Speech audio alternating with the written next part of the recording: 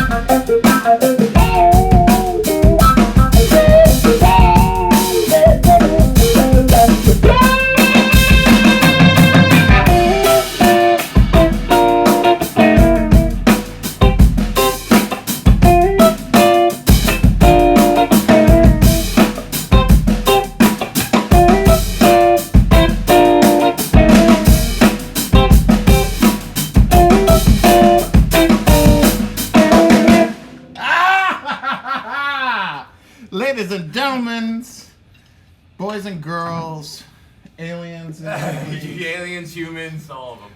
We are here in the funky basement in the House of Grease. My dear friend Adam Abrashoff. A pleasure to be here. It's a pleasure to have you. I like the new vibe. We got some extra Christmas lights down here, some new posters on the wall. We do. Yeah.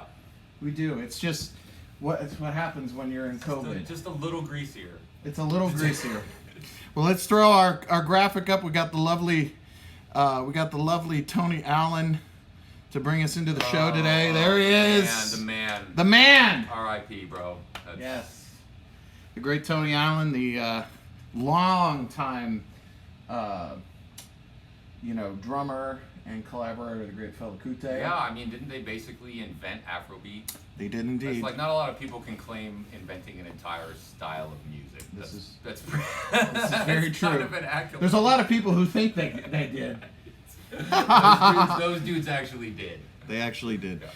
All right, so ladies and gentlemen, I'm gonna come back to you on my home screen here. How's everybody doing? I hope everybody's doing good today. I hope you've had a good week. Adam is. Don't worry, Adam's gonna come back. So how's everybody doing? Are you doing good? I hope you've had a good week. I've had a really good week.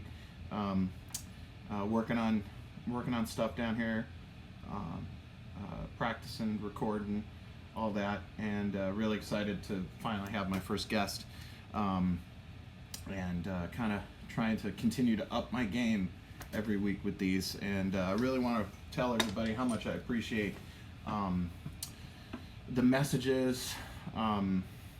Really heartfelt. It really means a lot. I'm, doing the best I can to try and do, something of value. Whether or not I succeed at that is kind of out of my control. But I really love doing these, and it's become a big part of my week. And so thank you to the loyal viewers and everybody. And that's enough of the mushy stuff. So. I'm going to go ahead and throw up, as usual, I'm going to go ahead and throw up the PayPal and Venmo. Tonight, all of 100% of the money that you PayPal or Venmo is going to my dear friend Adam Abrashoff.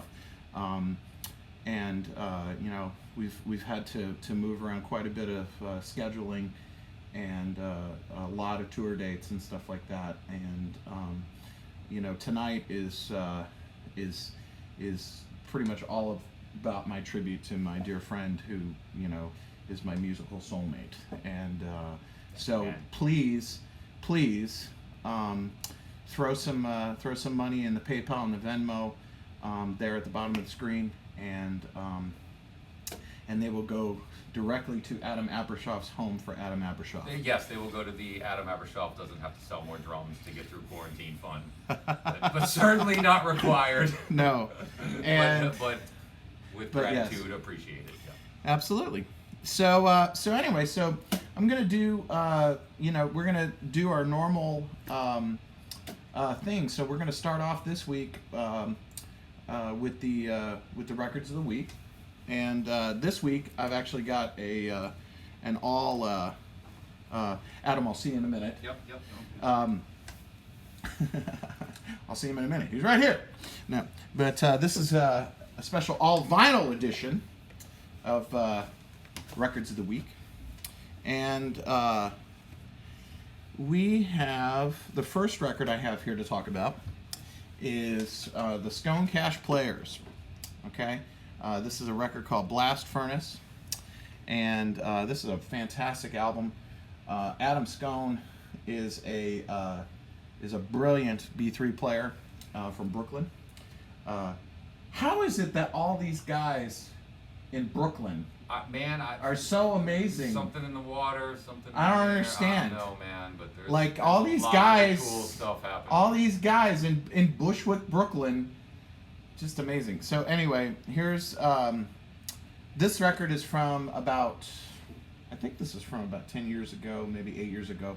But Adam Scone is an incredibly gifted B3 player, and this is essentially him doing like organ trio, funky R&B, jazz at times, soundscape stuff.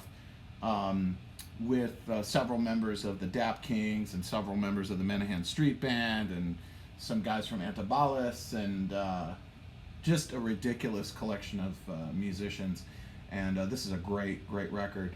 And I believe, I know that Daptone distributes this currently, but I don't think this came out on Daptone. I actually think this came out on his own, on Adam's own thing. But anyway, this is a great record. All these records that I'm about to show, well, except for one, which is a special one, which is the last one I'll show. But as always, all these are available on for streaming on Spotify. And if you want the vinyl versions, I'm sure you can get these on Amazon. Just Google them. But anyway, Scone Cash Players, Blast Furnace, amazing record, highly recommend it. Second record is a record that me and our producer Eddie Spear, who we made the new record with. We were digging on this record when we were making the new record, and Eddie actually hit me to this record because I didn't know it was coming out. But this is Lee Field's newest record that came out earlier this year. It's called "It Rains Love." Yeah. And this is another New York City, Brooklyn. You know, again, a lot of actually some of the same players that are on the Scone Cash, the Scone Cash Players record that I just showed you are also on this. Happens to be.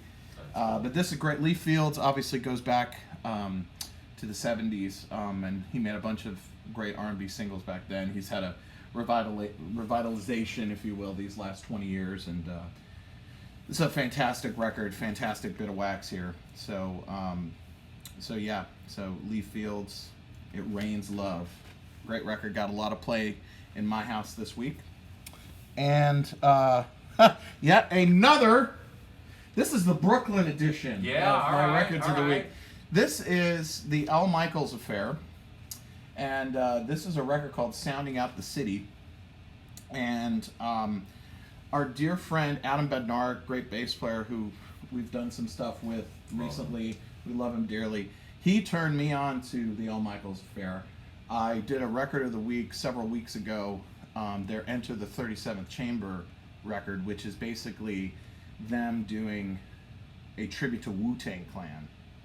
That sounds awesome. It's amazing, and this is a record that came out a few years ago, and yet again, you know, this is several guys. Leon Michaels is the main spearhead in this band. He plays saxophone, and flute, and guitar, and he's one of those guys that's so talented. You're just like, screw you, man. And yet again, you know, some very familiar names on the liner notes of this. The great Nick Mofshin on bass, who's in the Midland Street Band and played on all the Charles Bradley records, and the great Homer Steinweiss is playing drums on this from the Dap Kings. And so anyway, this is a fantastic record, "Sounding Out the City." I listened to this a lot this week. Just a fantastic album. Adam hit you that, huh? He hit me to Adam hit me to the Al Michaels Affair. Okay. I hadn't heard of the Al Michaels Affair. These are all things that are sort of like kind of peripherally connected to Daptone, but not on Daptone. Yeah. Well, it just, man, he's the one who hit me to Stark Reality a few years ago, and I'd never heard of them. Stark Reality is another big favorite of ours in this band. So, continuing with our tribute to the incredible music that has come out of Brooklyn the last several years, the last couple of decades. This is my favorite Charles Bradley record. This is "Victim of Love." This was his second record. Unfortunately, we lost him a couple of years ago, tragically, and it's a shame because what him and Sharon Jones were doing in the world was very important, and just incredible music. And this is my favorite record of Charles's. For whatever reason, I've had this record, been aware of this record since it came out in 2016, I believe, or 15 maybe. But this is my favorite of the three that he made when he was alive, and the one posthumous record that came out, Black Velvet. I just love the songs and the production. Obviously, I love Tommy Brennick's guitar playing. Nick Malfshun is also playing bass on this, as is Homer Steinweiss is playing drums on this. Right on. You can't freaking go wrong, right? So, love it. Victim of Love. And the last one is the only one, unfortunately, that you're just going to have to buy the vinyl to be able to, because this is not available for streaming. This is My Mind Set Me Free. This is basically Bootsy Collins and his older brother Catfish Collins, right after they left James Brown's band, James Brown's band. Right. James Brown's band. More appropriate. Right after they left James Brown's band, they made this record in their native Cincinnati, Ohio. Another thing, because Adam's a Cincinnati boy, or not Cincinnati, Ohio boy. Ohio. We'll talk about that in a minute. But anyway, Ohio. So anyway, this was made before they joined George Clinton in Funkadelic, which then became Parliament Funkadelic, okay? And our dear friend, I've actually gotten more, I've always been a gigantic Funkadelic fan. I don't know if, not that anybody who's familiar with my little live stream here is aware of that. It's not like I ever talk about Funkadelic, but the Parliament stuff has never been my favorite, but we Adam and I have done a bunch of stuff lately with our good friend Michael Zimmerman, and he's really kind of opened my heart to that. Yeah, that's good. It's always been maggot brain for me. And of course, which it still is. But anyway, this right here is an incredible slice of funky R&B, and it really shows how much of a contribution Bootsy and Catfish made to like making the sound that is P-Funk. Because I put this on and like immediately I was like, that's P-Funk. And it's cool to kind of trace the origins of some of this stuff and be like, I see where that came from. So this is actually reissued from the original masters, and I actually got this from Playroom Records, which is a great record store north of Cincinnati, and actually the guys that run Coal Mine Records that I've talked about on the show here before. Coal Mine has our dear friend Kelly Finnegan and the Monophonics, and the Delvon Lamar Organ Trio, and the Black Pumas, and a bunch of stuff that I love, current bands that I just love and respect. I got this from them, and I just was like, what is that? I have to have that. So hop on, go to Playroom Records to pick one of these up. This is absolutely fantastic, and absolutely, I mean, I can think of many other ways that you can waste $18, $19 and regret it, whereas this is where it's at. And also, obviously, like I say all the time, remember to support your local record stores and all that. It's been a tough time on everybody, and it's important to spread it around, when there's a moment, So anyway, there's your records of the week. So now I'm going to magically, through the power of technology, bring Adam back into the fold here, and just like that. Isn't that amazing? We'll put the logo up there and look all fancy. Oh yeah, look at that. Hey Adam, I missed you. Oh, bro, how you doing? I'm doing good. So let's play something else for the folks. Okay, cool. We didn't prepare. No, we prepared stuff to talk about and stuff like that, but this stuff is just. Actually, I've gotten a lot of questions. Our current single, One of These Days, dropped today. Yeah, cool. One of These Days. It's my favorite track off the record, I think. Mine too. Yeah. And this is how we wrote it. Mm-hmm. People have asked, like, what's the writing process? And it's like, Adam and I, occasionally I'll write something and like be like, hey, I wrote this, let's work on it. Yeah, of course. But a lot of times, you and I will just sit here and work on something. It's a lot of times it births from the ether, just what's in the air that day, what's in the groove that day, what's feeling good. Yeah, and I remember we were working on something else. I don't remember what we were working on, but I remember we were working on something up, like up. And then you wanted to like totally just change the and then we just started scene and the vibe, yeah. And then we just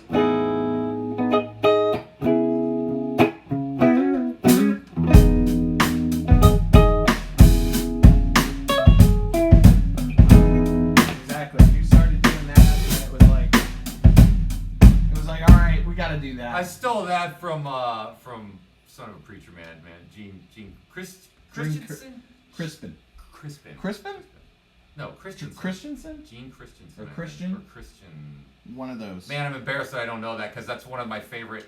It's like one of my favorite drum fills of all time. It's 2 bass drum notes. Show the people. Well, it's right before, it's literally just. He was. Oh, yes, he was. Literally just that.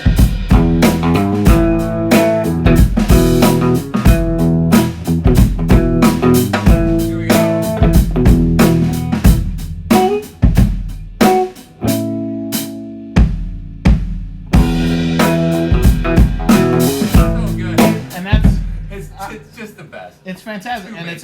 he's talking about the end of the very song. end, the very end. Of the song, Yeah. Before he goes to all that hellaciously Exactly. great. Yeah, the well stuff is out of sight there.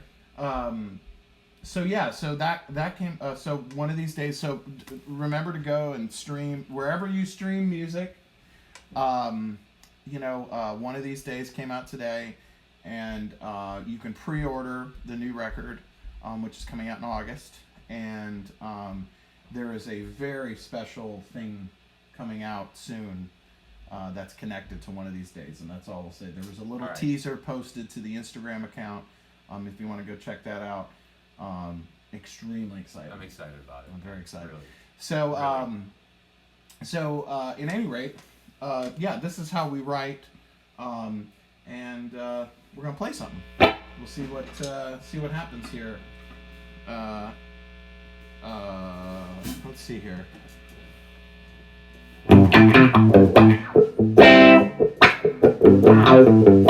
Yeah.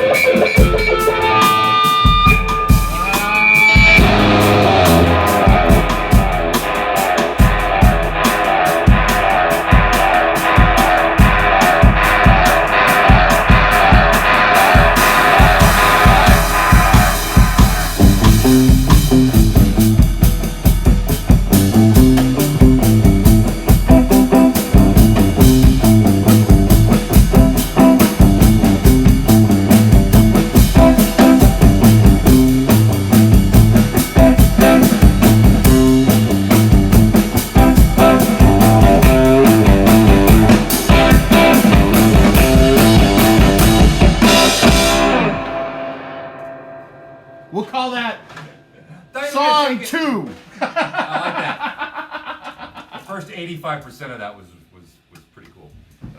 The first 85. Had some potential. Well, I thought you were going to modulate there at the end. Whatever. Yeah, it was cool. Never know. It was fun. It was very funkadelic. I like it. I like it too. I like you, buddy. Thanks, pal. Likewise. It's a good riff, man. That was a good riff. They just come, as you know. I know. They just come. Thank you. Yeah. You're not so bad yourself. Well, it's not so bad. This is so bad. This is so bad. Okay. So Adam's favorite movie of all time is Caddyshack. It's Caddyshack. We got the Caddyshack fans in the peanut gallery tonight.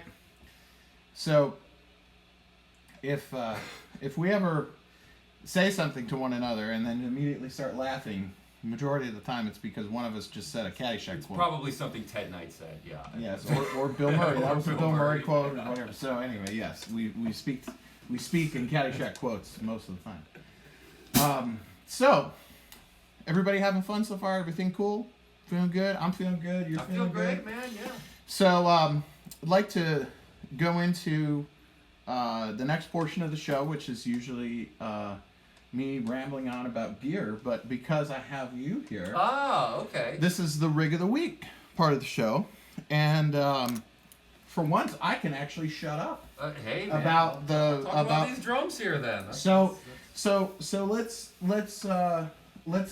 break down. So first of all, the actual kit itself. What is Okay, that? this is a late 70s. I believe it's 76 from.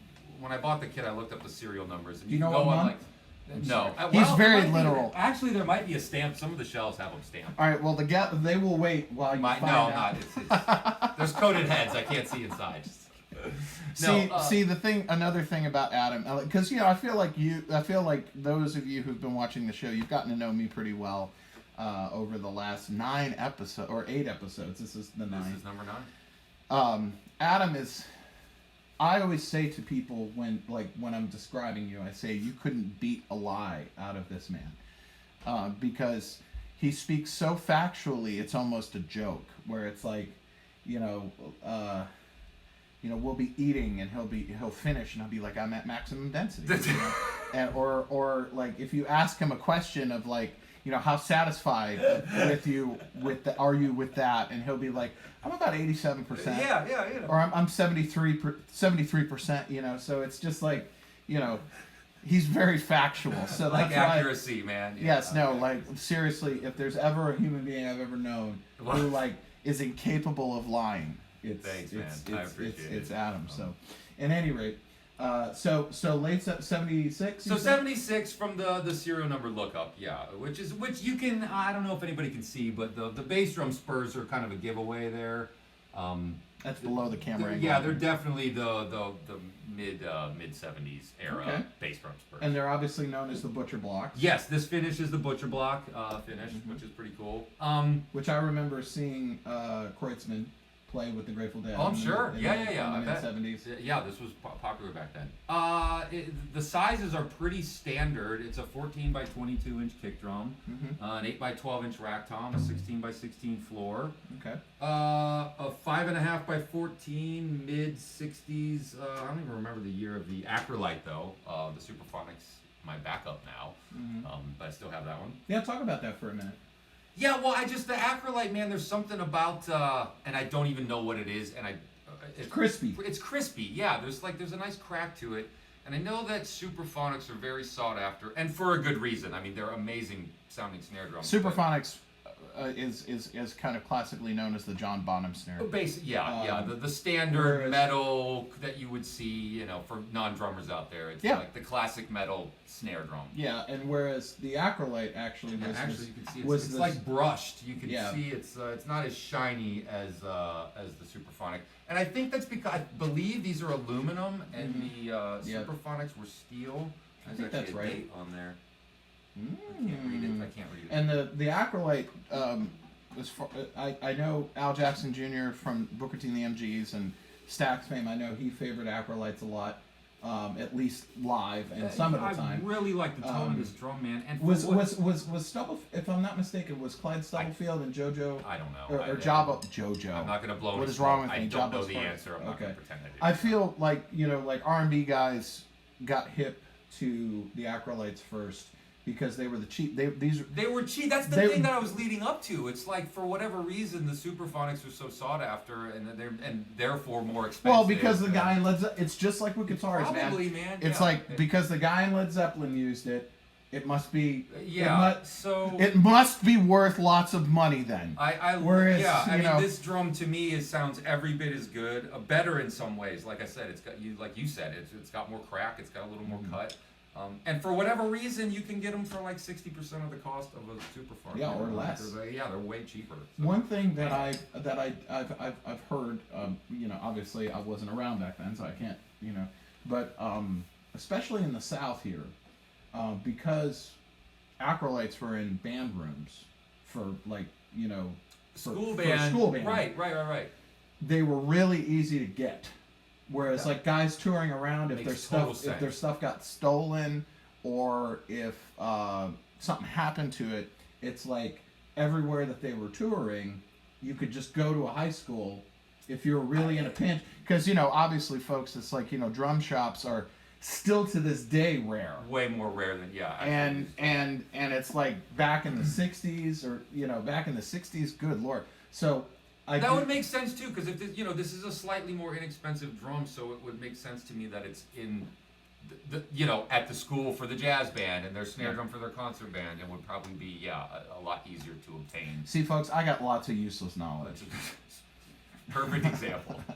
Well, that's great. And so, talk about your cymbal choices. Okay, the cymbals, the ones I have up right now are the same ones I use live. For any of you who have seen us in the last couple years, this is a 23-inch K Sweet Ride, which has worked out really well for you. Yeah, it sounds really good. I it's a little brighter than I normally would gravitate towards, but I think that works well live. And it also has a bell that has a nice, it's got a nice.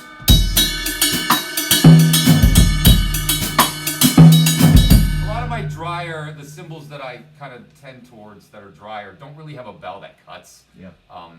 So it's cool. This cymbal really works well for live and a lot of. You have a really nice. What's that really dry one you've been using down here? Oh, that's an Istanbul. That is the Matt Chamberlain signature model, actually, which is ironically the same diameter. It's also a 23. Shout out to Matt if you're watching. Yeah. I love you, Matt, dear friend. Yeah, he. Actually, if we have time at the end, I have a Matt Chamberlain story. Don't tell it. Yeah. Well, it was back in. Matt Chamberlain is one of the most. For those who don't know, Matt Chamberlain is one of probably the most prolific session drummers of his era. He came to prominence in the early 90s. People who like listen to the radio would know him from like playing with Pearl Jam and playing with the Wallflowers and playing with I think like Tori Amos and stuff. Yes, that's like where I knew him from. Huge hits, but he has this whole other side that like he plays with Bill Frisell and he plays with he does stuff with like Trent Reznor and like just one of the most artful of his generation because he can do all things. He's incredibly creative and a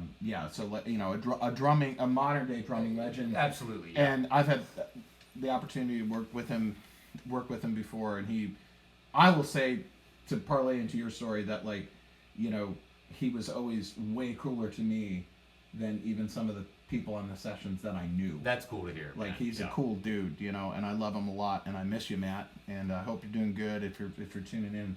But anyway, the quick interaction that I found it quite funny actually. But so the early days of me living in Nashville, I had a jazz band called the Nashville Potato Guns that was very drummer. OG. Yeah, man, that was like 2006, 7, 8, 9. Like we're talking my first few years here, and it was. Very drummer heavy jazz. We did like Return to Forever and Zappa and like instrumental Zappa, some Tony Williams stuff. Pretty drummer Justin intensive. Smith, who actually played was in the with band, us for a spell of time, great bass player. Was in the so Guns. a lot of that style of music, And anyway, we were playing the Black Page Part 2 at. I love playing that stuff. I can't play Part 1, by the way. I'm not gonna pretend that I can, but I can play Part 2.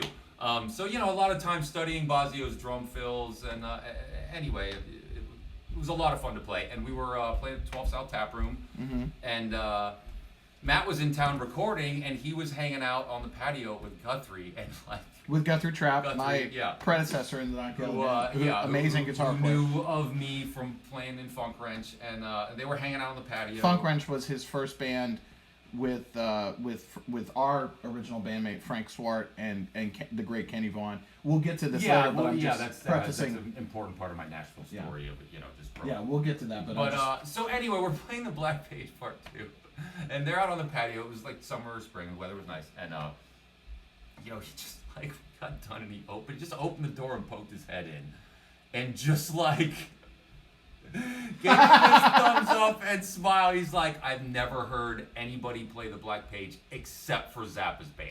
Like, dude, like hats off to you guys for even attempting this, let alone playing it halfway decently. You know, that's awesome. So that was cool. And then I think on the set break, like I briefly chatted with him because I knew Guthrie, but that was funny. Literally just opened the door.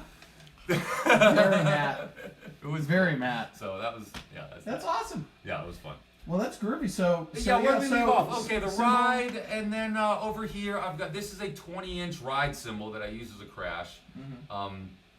It's a Zildjian Avitas, which is, they released these a few years ago, but the idea being they're kind of a throwback to some of the 60s cymbals. I gotcha. And I actually... Sounds good. I'm not crazy about it as a ride cymbal, but as a crash cymbal, sounds good. It's fantastic. And the bell tone's a little bit different than this. So sometimes when we're recording, you know, he changes his cymbal. I do bring some... And sometimes you don't even have that one up. Yeah. So. And then right now the hats these are the live, if you've seen any YouTube videos or sort of been at any shows in the last couple of years, I've been using these two 18-inch crash cymbals as hi-hats. Which go back to the Rise and Shine session. That goes back to Rise and Shine, because I have a set of 14s and a set of 15s, and I love them both of them. The 15s are awesome. Have been making a comeback as we've been cutting these funky instrumentals. Yeah, some of the new instrumentals I've been bringing up. Some of my those are great sounding jazz cymbals, if you will, that I keep in my house, the drier ones that, you know. So both of those I have, and then when we recorded Rise and Shine, I had basically, like, I teach lessons when we're not on the road, you know, and so really for a couple years, I just needed all my student kit at my house, I just set up, like, all my broken stuff to let my kids bash on, you know. And these two broken crash cymbals were what I had on the student kit for their hi-hats. Just like, I was like, go ahead, just destroy them. I don't, whatever. They're already broken. Who cares? So when we did Rise and Shine, there was one track. Which one was I thinking about? Do you remember what it was? Meditation, I think, actually. Oh, okay. I think it was that. Where I was thinking, like, the thickness. These have a nice chunky sound to them when they're closed. Or just that makes sense. Right.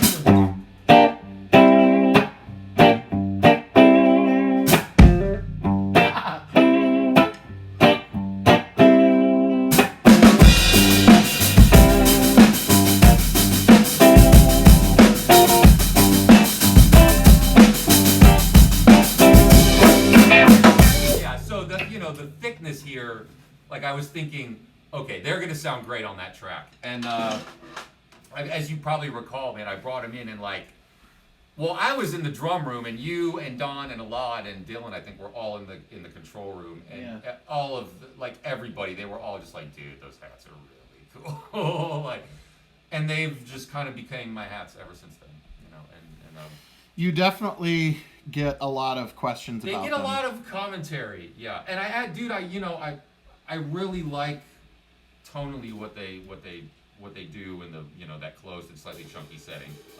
I do sometimes miss a little bit of the left foot cut, but it seems to translate in all the recordings I hear of us. So And quickly, just talk about your tuning and your sticks. Okay. So the tunings right now, I have everything kind of tuned up. I've been practicing. I like it. They sound good, right? I've been practicing a lot of jazz recently, and just in part of my COVID days off, I did reheaded every kit that I have and cleaned them all and everything. And so I just wanted a little something different. I've been more in a mid-range the last couple of years. I like the cut, and I think sitting up a little higher sonically, like they're seeming like they cut more in the mixes of the stuff we're doing right now. And then back to, and this will, when we start touring, man, I might take the front head off again just for sound systems. Full front head, no muffling. I think there might be a felt strip across the front. There's a felt strip on the front head right now. I love it. Yeah, but it sounds great, man. And actually getting the full note and the tone makes me play a little differently. It makes me play a little differently. And also, again, without the air being able to escape it, it makes the reaction of the beater. Like, you can't... I don't think you could be a player who buries the beater and play a full front head on the kick drum just because of the way it... You get the difference? Of course I hear I don't know if they can hear, but check this out. Full release. Hear the tone? Yeah. Now listen, buried. Yeah. It's a big difference. What's that? And a lot of modern players do bury the beater, especially rock players and Yeah. all that. And if you've got a hole in the front head or no head or whatever, like you can get away with it. But not like this. You got to let it come off to get the tone of the drum to come through. I'm really enjoying it, especially for a lot of the stuff we've been cutting and working on. I've really enjoyed having the front head back on and the old school kind of vibe of it. Me too, man. I feel like I've come full circle, like back to my roots in a way, because this was always my zone for when decades. I met you. Yeah, literally when we met, and then we kind of went off into rock and roll land, and so I experimented over the years with we'll talk bigger about, kids. We'll talk about that. Yeah, but I feel like I've finally come back in my 100-watt Marshall days. Back to my yes, back to my zone, which is really cool. Well, that's really great. And I can talk to you about that stuff all day. There's a couple of so moving on from that, I'd like to. There's a couple of beats in particular that we were talking about. That like there's 3 in particular that you would like to kind of talk about to the people out there. I'll accompany you. Sure. Yeah. And talk about their importance and why you chose them. And then, so I figure let's talk about those, and then we'll actually like talk about your story. Okay. Yeah. Sure. So, you want to talk the first groove? Well, yeah. The first one we're going to talk about is "It's Your Thing" by the Isley Brothers. Yes. Dude, right?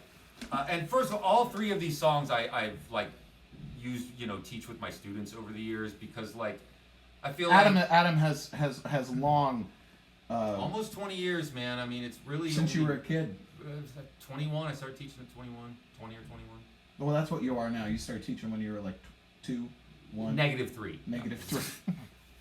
Was in the womb. Yeah. Teaching. Yeah. But anyway, I feel like these. Actually, the third one I just think is cool. That's fine.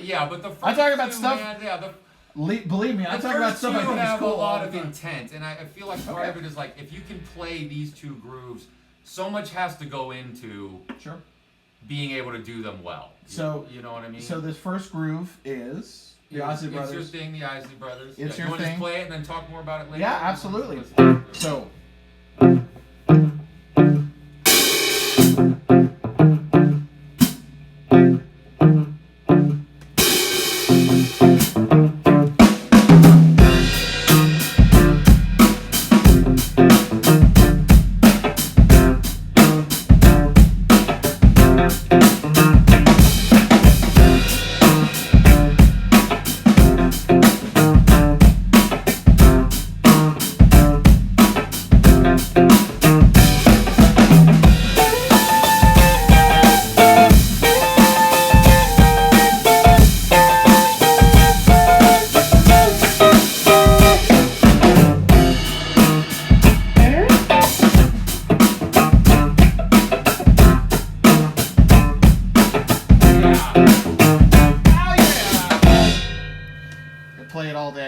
There are like 3 guitar parts on that, which actually that's Ernie Isley.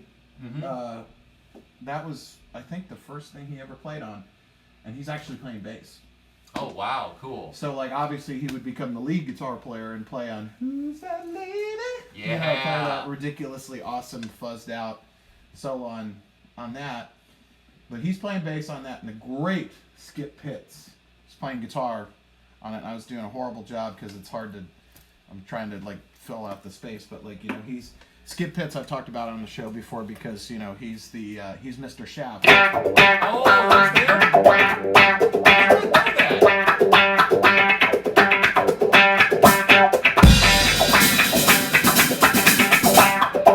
So anyway, but yeah, that's the same guitar player. He Isaac Hayes stole Skip from the Isley Brothers. Oh, okay. Because he heard It's Your Thing. Your knowledge of history, music history, is really cool. Thank you. Just the stories, behind the scenes stories. Thank you. Yeah, he was Skip's old girlfriend, which Skip had a lot of girlfriends. Was dating Isaac. Dating Isaac. And so Isaac was needing to put together a full-time band because the Bar-Kays, like my hero Michael Tolles, up to that point, the Bar-Kays were basically acting as Isaac's band, and they were making their own records and kind of trying to have their own hit records, and so like Isaac, it was like, Isaac, you need to put together your own band, so he actually sought out Skip because he loved It's Your Thing, and he got in touch with Skip through this love. Who's that lady? Yeah, nice. So anyway, but the drummer on the track is Woody Woodson. Woody Woodson, man, and part of the reason I wanted to bring that one up is not only have I use it with my students a lot when we first start talking about like 16th note subdivisions. I mean that fill at the beginning, there's not much you can play, dude. You know what I mean? The groove, the 16th note in the this is a good starter for that. But beyond that, it's like you have to be able to. It's about feel too. You can't just go. You have to have some touch and some dynamics. So that's a big part of all this. Cool. And I also feel like, I'm not sure exactly. This was late 60s, right? 69. Like this, a 3 and 1. That vibe in the kick.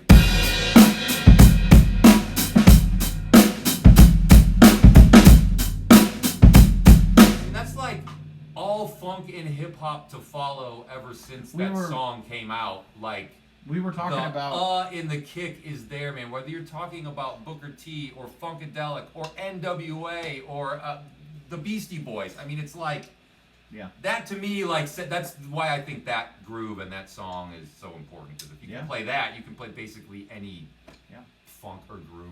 I agree, and there's a really great YouTube video that I'm sure a lot of the viewers have seen of Steve Jordan essentially saying the same thing, and absolutely. I haven't seen that. I'm going to have to check that out. It's really great, and because as a hit record, that was a huge crossover hit record, and up to that point, like we were talking about this yesterday, where it's like the Meters like had been around for about a year and a half, 2 years ish when It's Your Thing came out, but they didn't have like huge like commercial success. Like people were aware of them and people liked them. Yeah. But they were, they didn't have the success of It's Your Thing is like, it's like a Beatles record, And the only one up to that point that had kind of had that kind of success with funk is obviously James Brown, and that's a very different what had been a hit, on mainstream radio. Papa's Got a Brand New Bag and I Feel Good and stuff like that.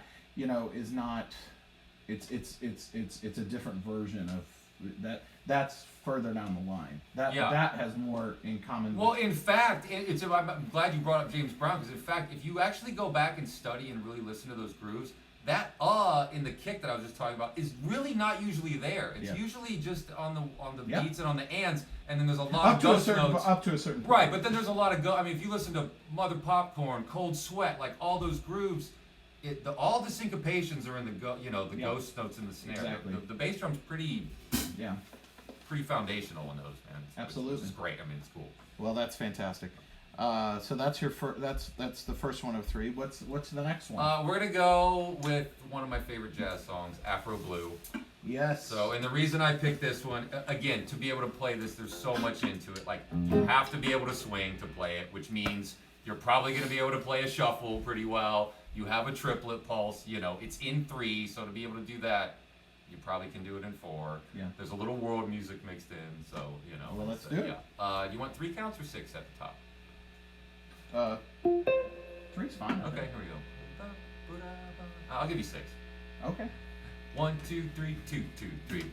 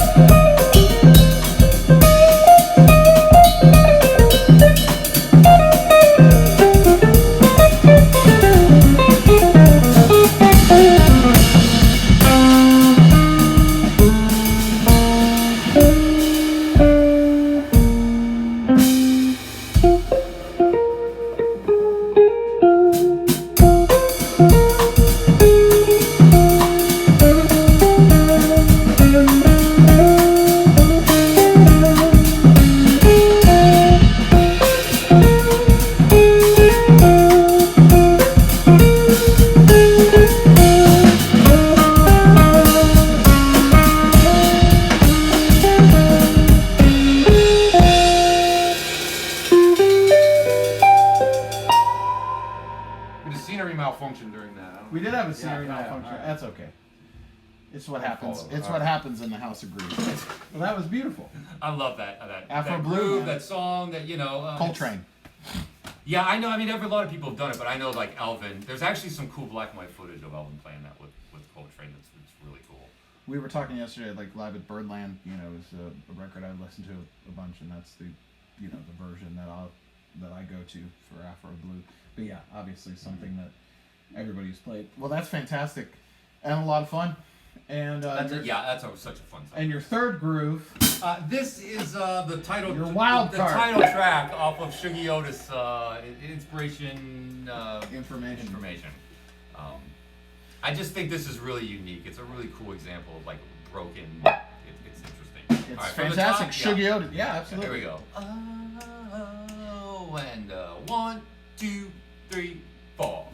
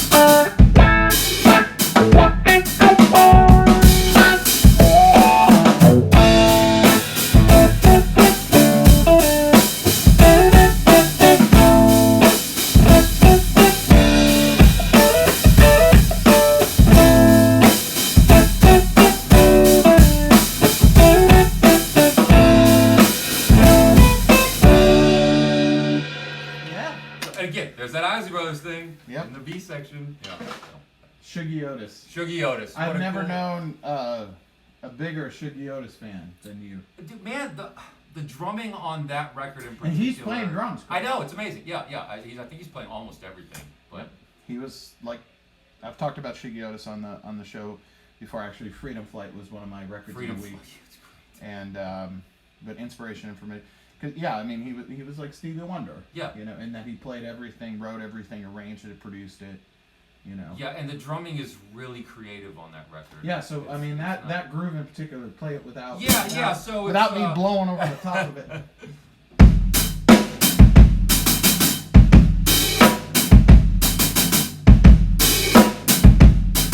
It's the basics, but then he elaborates on a little bit.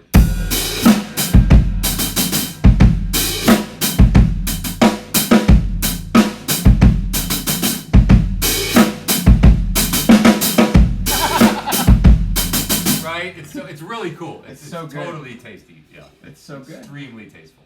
Well, those are three things that I think really do make you up, because it's like you have a huge jazz, a massive jazz swing background and love, and then you have this equally as big love of groove and R&B and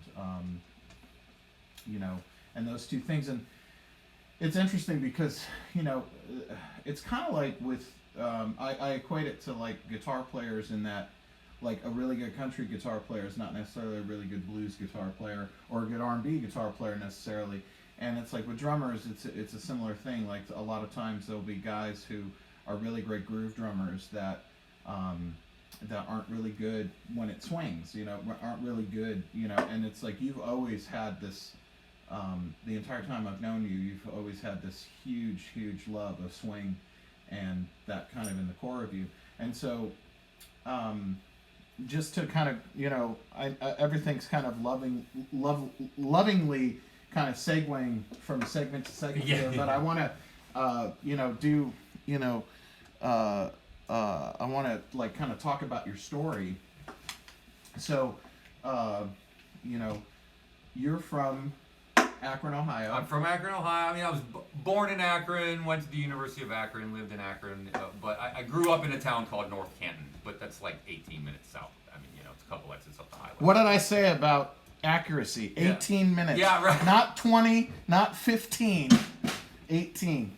See, he wasn't rounding. even trying. No, he wasn't even trying. That's who he is. That's how it is. That's how it is. It's 18 minutes. So you grew up in North Canton. So grew up in North Canton. I went to the University of Akron. I mean, I don't know how far back we want to go, but basically, you know. Well, when did you start playing drums? Rewind the clock to 1988.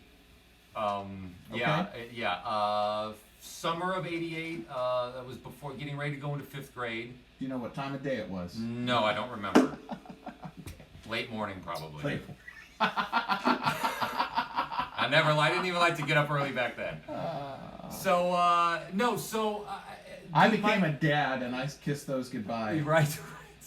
I was the king, folks, of sleep until 5 in the afternoon. Not anymore. Most people's stories are they're like, oh, I wanted to play this so bad, and it's like I didn't even want to play drums. You were a baseball player. I was a baseball player. I was a bowler. I was how Midwest can it get? A math and science nerd, and like I had my whole zone happening already. I'm like, I'm gonna be an engineer. Tell the folks what your passions are. Tell the lovely folks out there what your favorite passions. Drums, chess, and golf. Literally, you could take everything else off the planet and he wouldn't care. If I have those 3 things, I'll be fine. Exactly. Man. So anyway, fine. you were a science, a math nerd. So I was a science and math nerd. Wanted to build roller coasters. Like already was planning on being an engineer. Like I said, already a pretty good baseball player and a kind of a pretty darn good little junior bowler also. So I had my thing going on. 5th grade in North Canton City Schools was when you could start the school band program. And my parents were like, hey, you're going to be in band, pick an instrument. And I was like, no, I'm not doing that. Like, I have my thing going on already. They're like, no, you're doing it. So we want you to be all around it. So I literally, dude, I chose drums out of spite to piss them off because I was like, okay, you know what? You're all gonna make me do this. I'm gonna make you regret it. Like Adam really doesn't like. I don't like being told what to do. He doesn't like being told what to do. No. So that was my plot. Was like, okay, you're gonna regret this. And he will mind fuck you with sorry for swearing, but you have like because Adam is also like one of the most polite people on the planet. So like if Adam like says anything negative or like gets angry or something, it's like you've pushed him so far. Pretty justified, yeah. You've pushed him so far because he is not.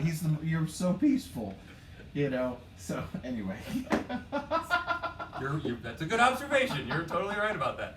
It takes a lot. Yeah, it takes a lot, but it takes a lot. Right. Believe me, I've done it. One of my students' parents once was just like, "You have the patience of Job." Like, I don't believe how.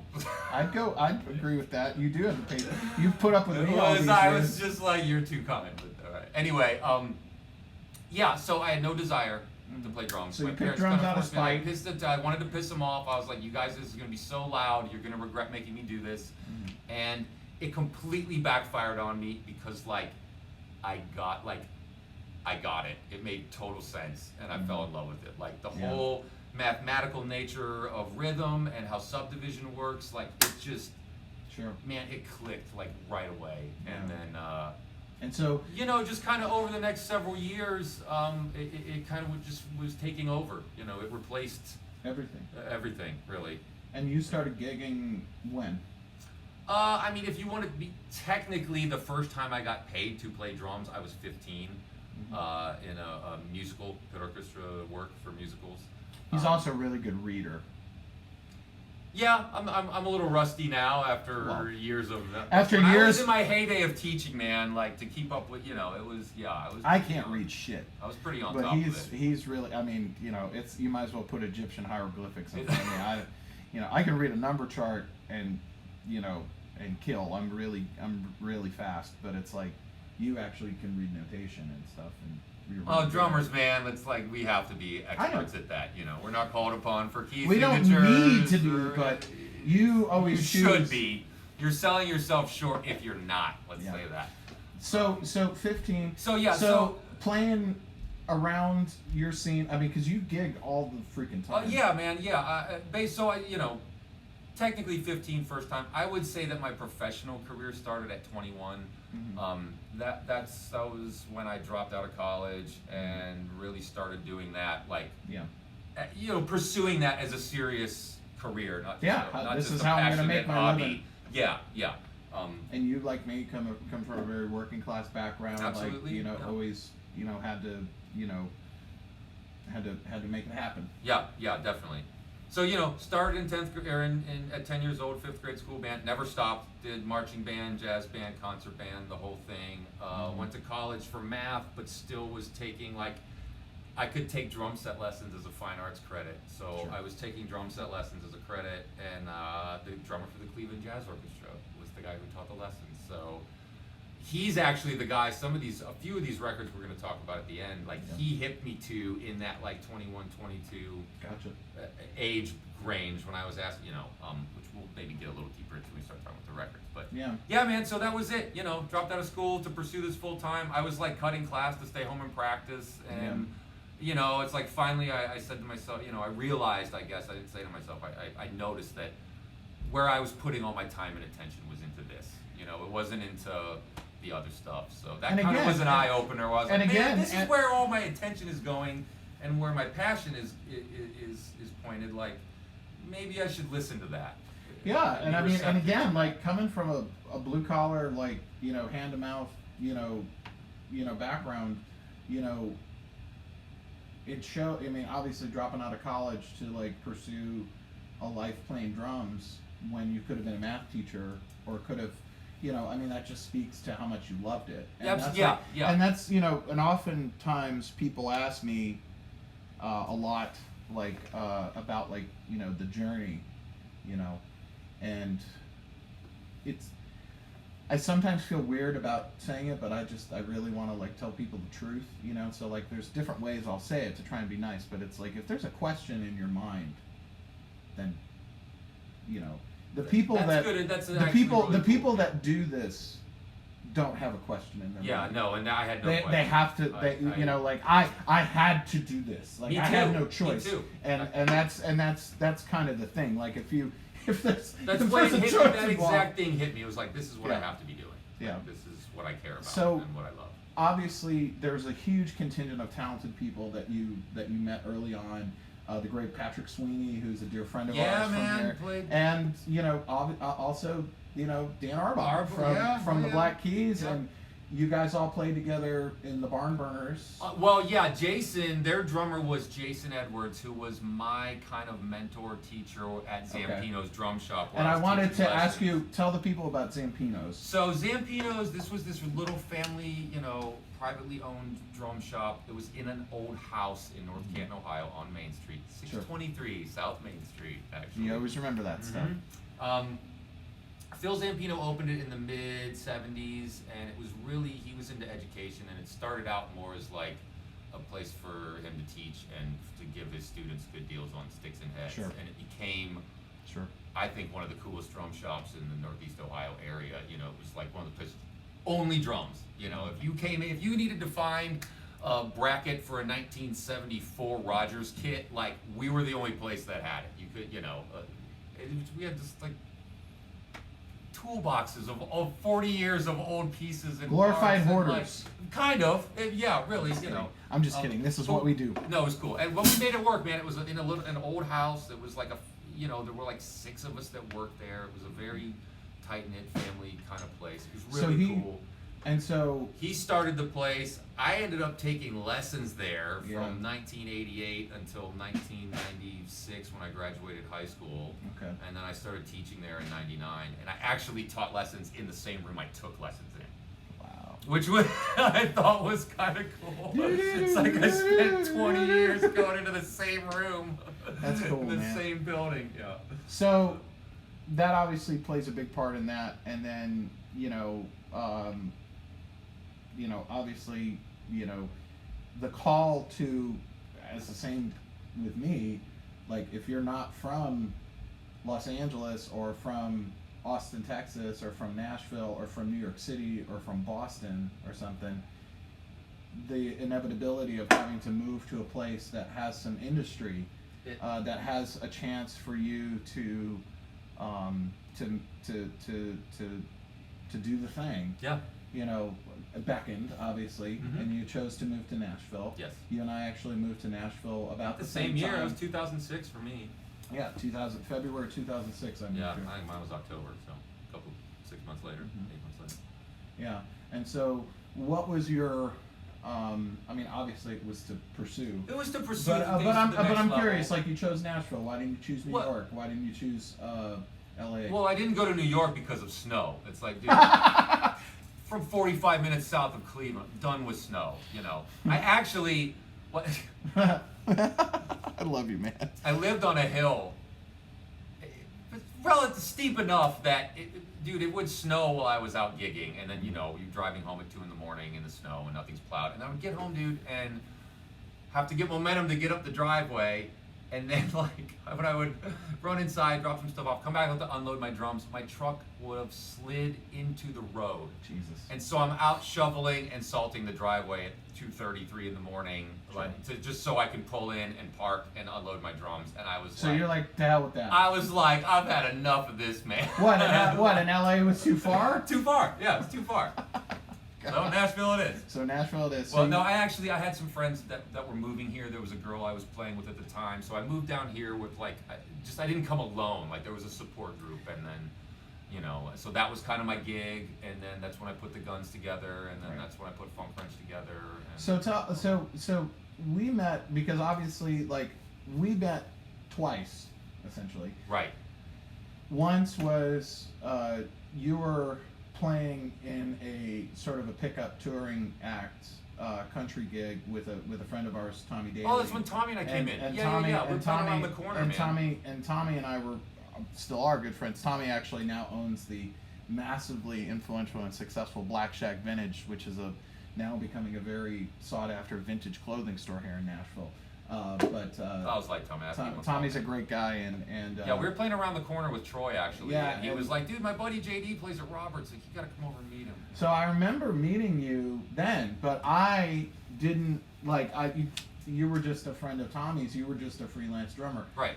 I didn't realize that you were the guy from Funk Wrench because I was a fan of Funk Wrench, and you know, a lot of your gigs, a lot of the Funk Wrench gigs in those days, Funk Wrench was essentially a completely improvised Bitches Brew-esque electric trio that was Adam on drums, Frank Swart on bass, and Kenny Vaughn playing guitar.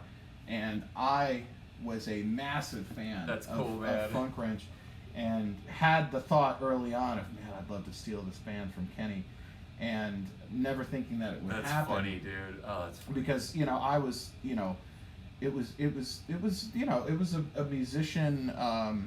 musician's musician gig. It was a lot of fun, man, and inspiring, and yeah. And no so songs, no rehearsals, no writing, just showing. I really was a fan, and so I didn't realize that you were that guy. Okay. Because, you know, when I'd see you play with Funk Wrench, like, your head would be down, your hair would be in your face. Yeah, it was completely out of context. Yeah, you sure. know. So, you met Frank first, right? Yeah. Yes, actually. And Frank was the original bassist, obviously, band, in our band. You know, when Simo existed as an entity, as it were. You know, really, I mean, Simo. People have asked me about this because, you know, the new record that's coming out is the second one that's like billed as, you know, essentially a solo record for me. Even though Adam and I are very much still partners and musical collaborators, but it's like, to us, like, Simo the band was you, me, and Frank. That was you, me, and Frank, dude. And then to a certain extent, you, me, and Alad. Yeah. But I mean, but it's like, really, sure. as the years went on, it was like, this isn't what it was. Right. Like, you know. Yeah. It just So evolved, anyways, but you know. you met Frank first. Right. Yeah. And just, you know, to shorten the story. Brilliant bass player. Yeah, he was awesome. Actually, yeah, when I moved to town, like I said, I had the gig. I knew I wanted to put creative side projects together, so I put some ads up on Craigslist of all places, and had to weave through some knuckleheads. One of the people who hit me up was Frank, and actually, he didn't even see my ad. His wife Julie saw the ad, man, and he told me that later. I was like, hey, this guy's saying he's into like Sly and the Family Stone and King Crimson, and like, you should hit him up, man. He sounds like, you know. So Frank hit me up, dude. And actually, this is funny. The first jam we ever did was with one of those knuckleheads that had to be weeded out. And the guy, like, he forgot his wallet or something. He was like an hour late. So Frank and I just set up and started playing.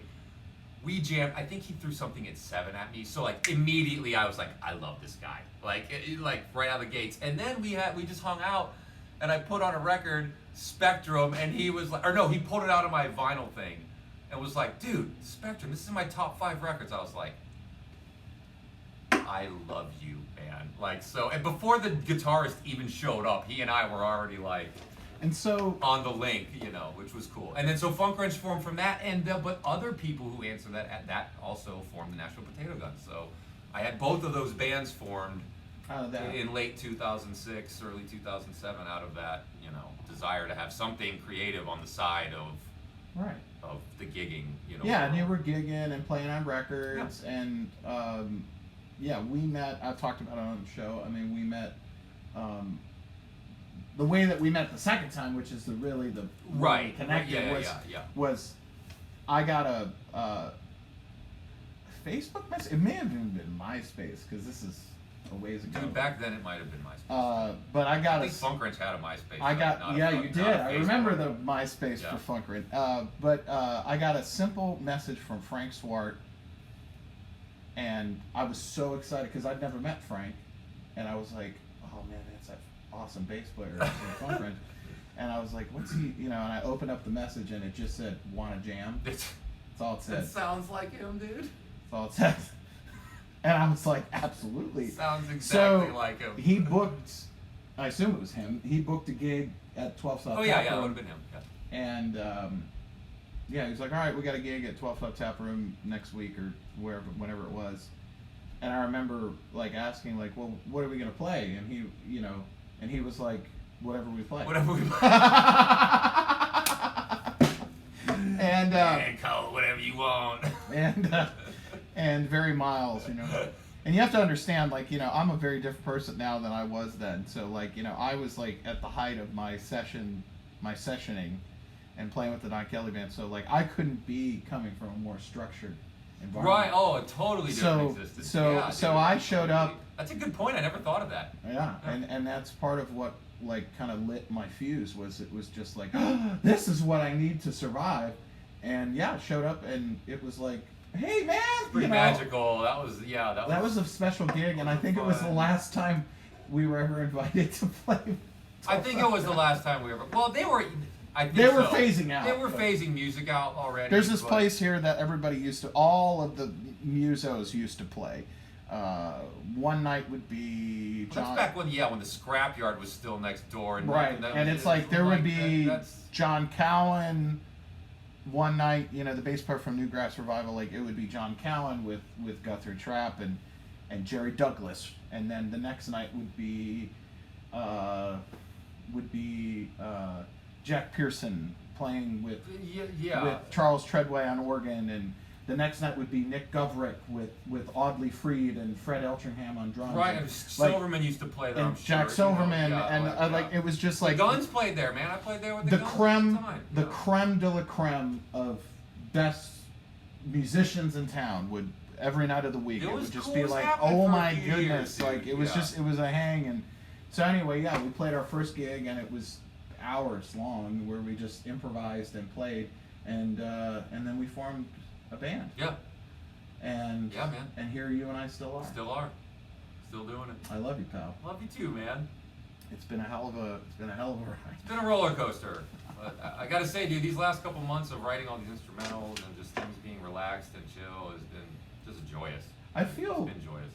We've talked about that, just sort of kind of encapsulate all this up. Like Adam and I have talked a lot about this, like during this pandemic, and it's like I actually feel like I'm probably a better musician than I've ever been. I've definitely had times where my chops were greater, but I as well. Absolutely. But I feel like my musicality is the best it's ever been, and my creativity is probably better than it's ever been. I definitely agree with that statement. And I appreciate that. Yeah, I'm right back at you, and it's like, and it's really, it's just been really fun to, like, ever since you and I started. Initially, you and I just started getting together down here, you know, a couple, you know, a month and a half, whenever it was, a month and a half, 2 months ago, and started working on, you know, the first thing we started working on is actually there is an Adam Abrashoff record in the works. Oh, yeah. And we're going to debut a track from that tonight. Actually, the one from tonight was the first thing we did. Yeah. And so we're going to debut that here in a minute, but we started doing that, and then it's just evolved into this thing of, like, you know, me wanting to have a new song every week for the live stream here, and it's just been it's been incredibly rewarding. And then obviously bringing in, you know, our dear friend Adam Bednarik to play, you know, and bringing in Michael, you know, our dear friend Michael Zimmerman to play, and having a really great time expanding our horizon and really pushing ourselves as musicians, and I feel really great. And me too, man. It's kind of a it's a really kind of a weird silver lining to the whole weirdness. Well, yeah, man. I mean, I was thinking about this actually as I was driving down here. I was thinking about, like, dude, I can't think of a time, and it's going back now to probably 2015, that we've been home for longer than 6 weeks at once. Oh gosh, longer than 3 or 4 or something. A month being about. I mean, well, here's the thing. I've maybe been home for a 5 or 6 week stretch when you did stuff with Tommy Emmanuel. Yeah, I'm a workaholic. So. Well, but still, that still has not been even 2 months of being home. You know, I mean, we've literally, it's been like a week since here, 2016. 2 weeks there. It's been 5 years almost, 4 or 5 years now of being gone at least 200 or more days. Yeah, of not being home for longer than a month. And to segue back to the beginning of, like, at least from my interests and hobbies in my life, whether it be drumming or playing chess or playing golf, like, I'm seeking improvement, and you have to be working on that stuff regularly. So this, right now, the last couple months have been, like, in the last several years, the first time we've been home long enough to actually, like, make forward progress, man. So you know, it's like you said, if there's a silver lining, it's that. I mean, and it's all about, like, making moves, making forward progress, getting things done. It's been cool. It has, and it's all, and, you know, like anything, like choosing to eat right or choosing to exercise or something, like, it's all dependent upon your own personal, your own personal dedication to, like, having the discipline. Of course. And so it's just, but that's the thing. It's like, you know, you and I are both, you know, there's a reason why we work together so long. It's we're very simpatico, and so it's like the constant, like, seeking new inspiration out of new music, like, you know, just last night, like, just texting videos back and forth, and, like, oh my God, check out this, you know, like, I found this video last night that I was tripping on of I'm on a big Dave Holland kick at the moment. Oh, dude, I love Dave. And Dave, I found this one of Dave playing recently with Wayne Shorter, Herbie Hancock, and the great Brian Blade. Ooh, and I love Brian. And I was, I do too, and I just, I was tripping, and it's just like, and it's like that kind of constant, like, trying to be better. Yeah. You know, and it takes diligence and it takes work. You know. It does, and it takes being able to do it regularly. Like, that's what I'm saying about the time home. It's like, you really can't accomplish that when you're home for 2 weeks. Like, it takes several months. Or on the road, it's different. But exactly. So, you know, I'm sure that there have been some people who spent the last 2 months binge watching stuff and wasted it. But I mean, I've binge watched some stuff. Well, of course, but it's like. But it's a daily thing where it's like, it's just become a normal, like, you know, what records this week am I going to dive into that I haven't? You know, what things have I not sat down and learned how to do? Yeah. You know, I remember when you and I first got together to start working on stuff down here after we hadn't seen each other for 6 weeks or. It was like a month or so, a month or 6 weeks, something like that. Like, I've been working so hard on my groove, on my feel. You know, and, like, it really meant a lot to me when you said it, because I'd, like, worked really hard. Oh yeah, dude. To sort of, like, because, you know, most guitar players rush, you know, and, you know, bass player, you know, I do too. Inexperience. Well, I mean, it's the mark of inexperience, really. I mean, it's like, the hardest thing to do is to teach yourself to not rush, and then generally it's like you work so hard at trying not to rush, then you're going to drag a little because you're trying so hard not to rush, and it's like you have to like push through those two things to finally land in a spot it feel good where you're just breathing, and you're not letting the manic energy. And I've worked a lot, and that's something I was actually my dear friend Tom Bukovac has an awesome pandemic almost daily these days video series he has called Homeschooling, and he talked about that, and I was like, dude, that's learning how to like play, that's just it's a life's work, man, and you just make little incremental advances at it, but it takes that freaking laser beam focus and dedication. Because it's discipline, Mm-hmm. I've talked about this before about like, one of the things that's so awesome to me about like being obsessed with R&B music and Afrobeat right at the moment is the amount of discipline it takes to play those, because it's like taking the amount of syncopation that you like want to play and like not even halving it, but like playing an eighth of it, and that's like really where it's like really groovy and soulful. Because like the worst thing in the world is like somebody who's like, oh, check out how funky I am, and they just a million notes. And it's like, no, man, that's the opposite of and it's hard. So anyway, man, this has really been a lot of fun. Yeah. I'd like to, before we, and, this is definitely, we've covered a lot of territory. I think this is probably going to warrant another episode or two. Okay. But before we debut the new video, okay, I'd like, Adam, actually, I had Adam prepare basically his records of the week, if you will. These are records that mean a lot to him. And that have really helped form you as a drummer. Definitely. And ones you wanted to talk about. So we're going to switch over to that, and I believe the first one is a Tony Williams. Oh, we start with Emergency? Yeah, let's talk about that. So that's up right now. So tell the folks about this record. This record, this is the late '60s. I don't know the exact year, man. After Miles and all the bop stuff. This was one of those ones that Mark Gonder, the drummer for the Cleveland Jazz Orchestra, hit me to. Mm-hmm. Dude, it's just start to finish, I think one of the greatest, most brutal, vicious, creative, artistic drum performances ever caught on tape. It's brilliant. His phrasings, his ideas, they're fantastic. Yeah. I think this is a must-have, must-listen for any drummer or any fans of just obscure jazz and weird stuff. It's absolutely, it's awesome. Yeah. And so you can't talk about Tony Williams without talking about. Oh yeah, we're moving into Elvin next. Yeah. So. Yeah, for sure. And this was one of those early 20s, Mark Gonder.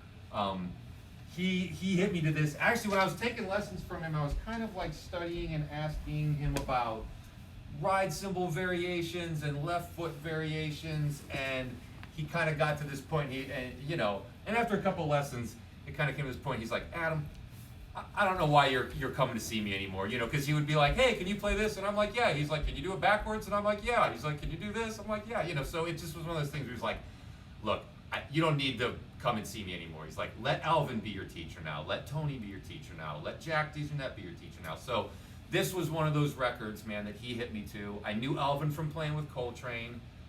This blew my mind apart. And he specifically told me about this one because Alvin was doing like all the stuff I was asking him about, kind of like very broken ride cymbal patterns. And the interspersing of the left foot into not just hammering quarter notes or 2 and 4 with it. So absolutely, those two records were hip to me by the drummer from the Cleveland Jazz Orchestra, and they changed my life.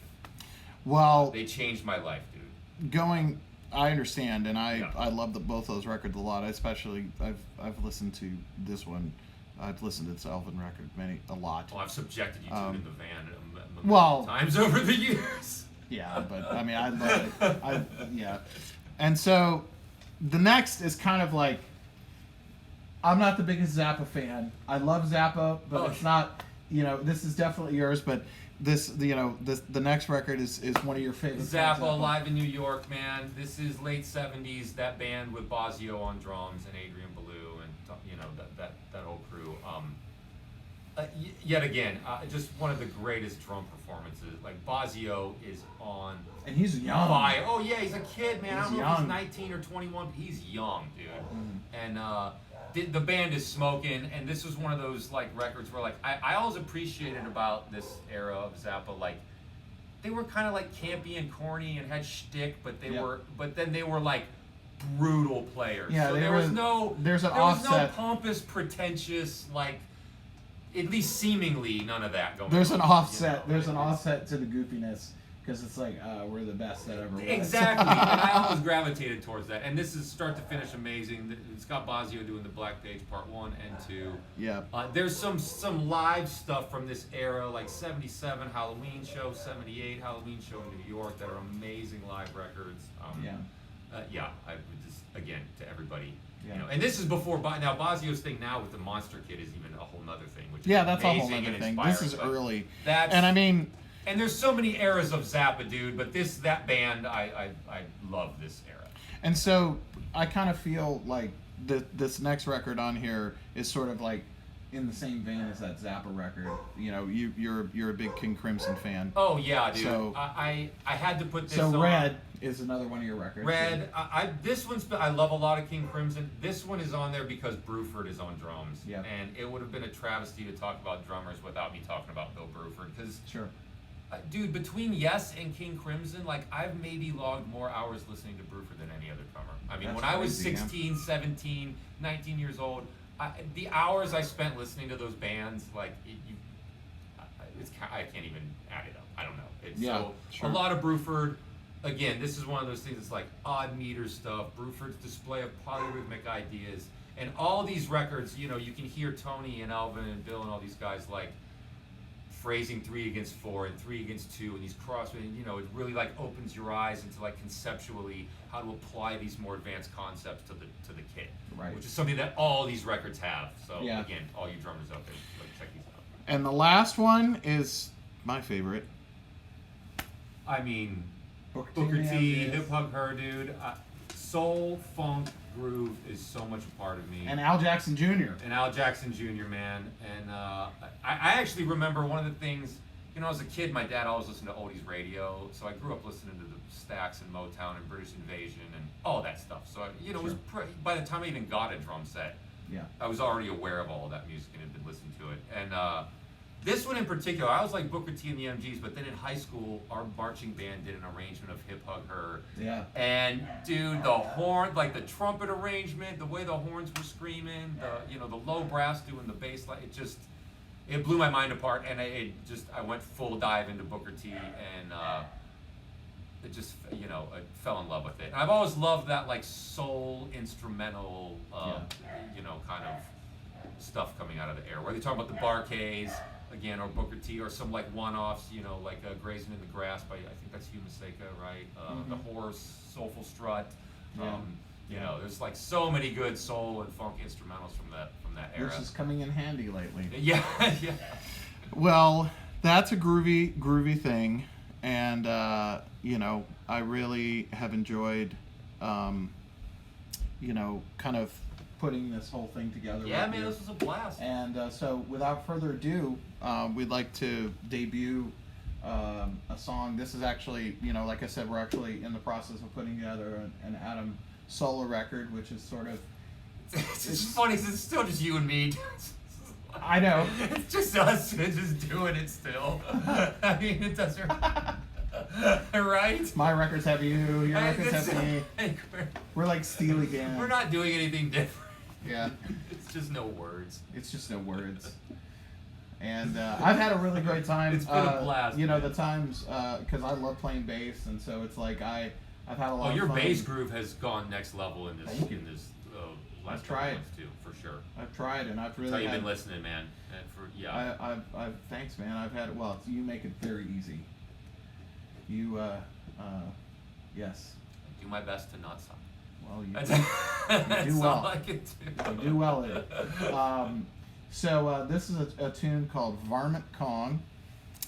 And is there anything you want to tell the good folks about this in particular? Or? No, not really. This was the first one we did. It kind of was inspired just by wanting to do some kind of like Afro funk 3. It's really not even Afrobeat. It's just that's true. Our version of some world music funk, right? Mishmash. And in typical fashion, I try and have a lighthearted approach at editing the videos. So this is a complete tribute to my dear friend Adam here. And so ladies and gentlemen, here's the world premiere of the first track from Adam's forthcoming solo record. This is Varmint Cong. So check it out, everybody.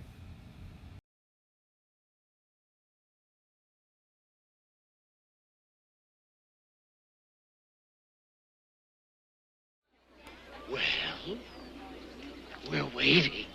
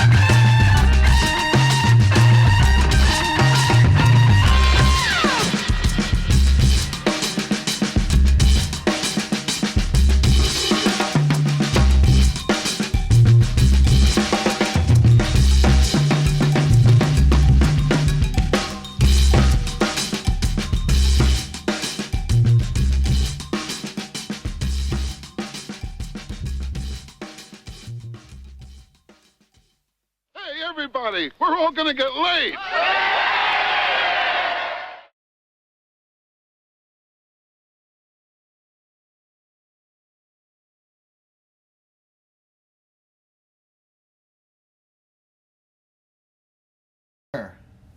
So there you have it. I love it, man. There you have it. Varmint Cong. Oh, that was a fun one to track, dude. I had a blast. It was. Man, you know, I thank you so much for being my first ever guest. Dude, you're welcome. I'm honored. It was so much fun. First guest ever. I feel like I have a little, you know. Well, I mean, cool. it's apropos. Yeah, I appreciate it. For your English teacher mother. That's apropos. And proud. She'd be proud of that one. And again, just want to say that the Venmo and PayPal at the bottom of the screen. 100% of everything that you donate tonight is going to my dear friend Adam. And please be generous. It's a pleasure to have him here in the house. Thank you. It will be very appreciated. But again, that's not what it's about. You know. No, it's not. But since I'm not asking for myself tonight, you know, please be generous. Yes. Yeah, do what it. he said. Do it. Okay. So guys, you know, so Adam, I love you. Dude, We're gonna bye for right, now. Cool. And so folks, I hope that you've had a wonderful night. I certainly have. This has been a long time coming. It was kind of an inevitable kind of growth. I've tried a bunch of new things to kind of tighten my technical side of things up tonight, as well as my audio side of things, and obviously having a couple of different camera angles and having Adam here, you know, I've trying to up my game for you folks, trying not to just have it be the same thing, and I feel really good about it, and I hope that you've had a good time, and I hope you've had some enjoyment. You know, as things continue to be real heavy out there, you know, I certainly appreciate the things that I look to, music, different types of content of people that I think are cool and that I dig or I stumble upon by accident. You know, I just hope, I hope that as you go into this weekend, I hope that you certainly have a good one. If you've had a rough week, I hope that you get some peace, and hopefully we've made you laugh, and hopefully you've forgotten about some stuff as you watch two knuckleheads have fun in a basement. And I just want to thank you again from the bottom of my heart for being so kind to me and to tuning in. And the new single, One of These Days, one of those days actually, came out today. I would love it if you checked it out. I really love the song. I'm really proud of it, and I hadn't planned on it being relevant to the times that we're in right now, but it just so happened that it very much is, which I'm proud of. And share it around, share this video around with your friends, subscribe to the YouTube channel. You know, all those things help a bunch. And again, you know, please, you know, throw some money in the Venmo or PayPal. And I'd like to be able to give as much to my dear friend Adam here as I possibly can. And I thank you for your generosity week after week. It's very kind of you. Just take care of yourselves, take care of each other. Remember to breathe. That's what I actually wear this necklace. I don't remember who gave it to me, but someone in the autograph line on the last tour we did came up and put this around my neck, and I've worn it every day since, and it just says breathe on it. And so just take a moment, and so whoever you are, if you're watching, thank you.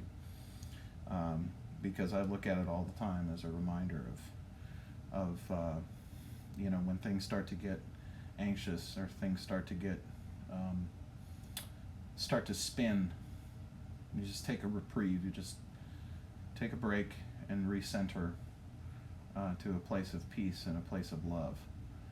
And when I do that, everything seems to be okay, because it is okay. So thank you. I'm grateful. And as always, remember to keep it greasy, okay? And I'll see you next time. Thanks again. Good night.